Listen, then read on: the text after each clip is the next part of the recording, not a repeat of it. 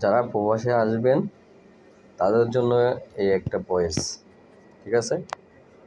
এই ভয়েসটা হলো আপনাদের জন্য, প্রবাসে যারা আসবেন, নতুন আসবেন, অনেক গরম পড়বে, গরমে আপনার সর্দি, কাশ, জ্বর, মাথা ব্যথা তিনটা হবে, ঠিক আছে? তো এই পানি বেশি বেশি বেশি করে খাবেন, ঠান্ডা পানি কম খাবেন, ওকে? আসবেন, নিজের দিকে খেয়াল রাখবেন। দেখেন ঘাম বাড়াতে শরীরের দিকে। তো সবাই ভালো থাকবেন, সুস্থ থাকবেন।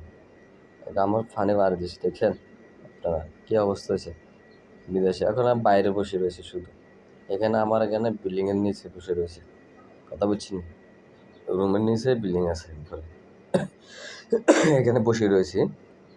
এখানে আমার থেকে গরমে পানি ভাড়া দিছে, বাইরে গেলে কতটুকু হবে?